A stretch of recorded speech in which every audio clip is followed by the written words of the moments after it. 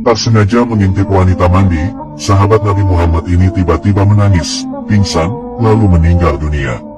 Menakjubkannya lagi, kematiannya bahkan membuat gempar para malaikat. Dikisahkan dalam kitab Mukhtasar Kitabit Tawabin yang ditulis oleh Ibnu Qudamah, bahwa dahulu ada seorang pemuda tampan bernama Salabah bin Abdurrahman. Ia merupakan sahabat Nabi yang sangat cinta dan patuh kepada baginda Nabi Muhammad SAW. Suatu ketika saat Salabah hendak pulang, di tengah perjalanan ia melewati satu rumah yang sangat sederhana. Kebetulan rumah itu terbuka pintunya, dan tanpa sengaja, saat melintasi rumah itu Salabah menoleh ke arah pintu rumah yang terbuka. Bersamaan dengan itu, ia tanpa sengaja melihat seorang wanita penghuni rumah yang kebetulan keluar dari kamar mandi. Karena kejadian itu, Salabah lalu menangis sejadi-jadinya. Ia berlari tanpa arah sampai keluar dari kota Madinah. Rupanya, ia malu atas perbuatan yang baru saja ia lakukan. Ia berkata, "Mataku ini tak pantas memandang wajah mulia Rasulullah SAW. Tubuh ini tak pantas bersanding dengan tubuh mulia Rasulullah SAW." Salabah berkata dengan wajah yang masih menangis. Begitu besar rasa cintanya kepada baginda Nabi Muhammad SAW. Namun, ia merasa tak tulus dalam cintanya karena telah melanggar apa yang dilarang oleh sang kekasih tercinta. Salabah malu dan merasa tak pantas lagi bersama sang Nabi. Meskipun, pada hakikat perbuatan itu tidak melanggar karena dilakukan tanpa sengaja. Akhirnya, Salabah lalu bersembunyi di antara dua bukit di perbatasan kota Madinah.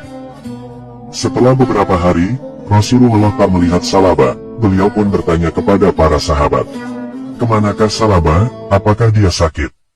Akhirnya, Rasulullah mengutus sahabatnya yaitu Umar bin Khattab dan seorang yang menemani untuk mencari Salabah.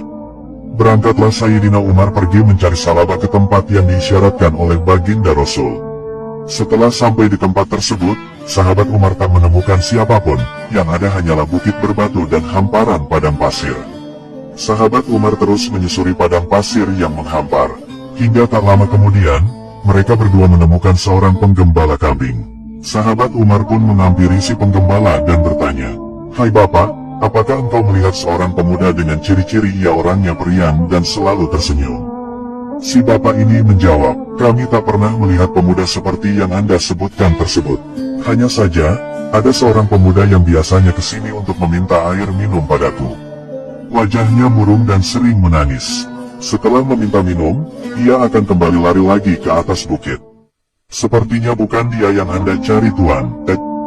"Di manakah dia wahai penggembala? Aku ingin melihatnya," tanya Sayyidina Umar. Si penggembala pun menunjukkan tempat di mana pemuda itu berada. Dan, tak beberapa lama, sahabat Umar dan sahabatnya itu sampai di tempat yang ditunjuk.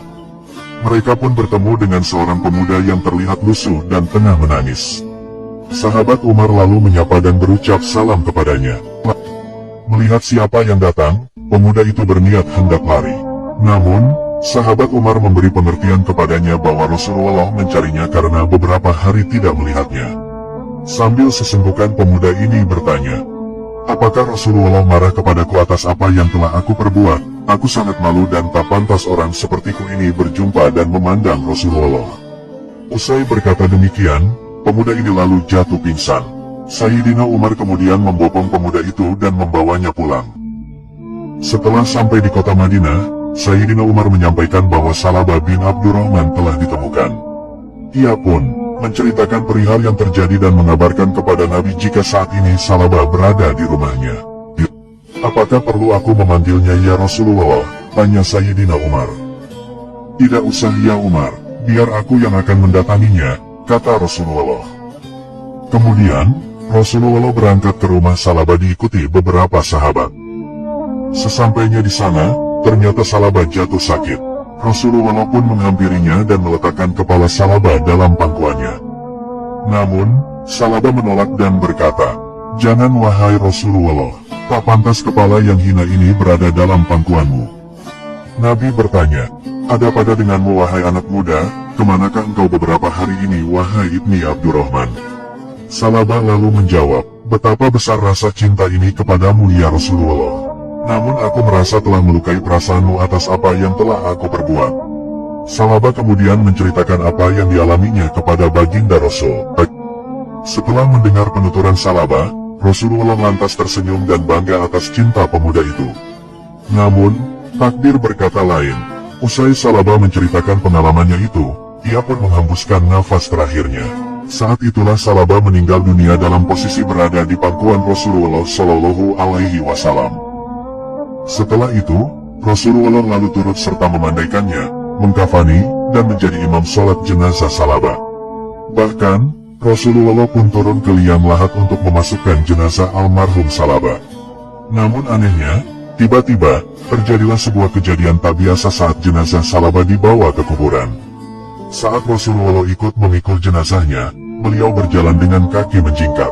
Kejadian ini, lalu membuat para sahabat heran dan bertanya, mengapa Rasulullah berjalan seperti itu? Rasulullah lalu menjawab, ini semua karena jalanan ini telah sempit dan kakiku tak bisa berjalan seperti biasa. Hal ini karena banyaknya para malaikat yang turun ikut mengantarkan jenazah Salaba ini.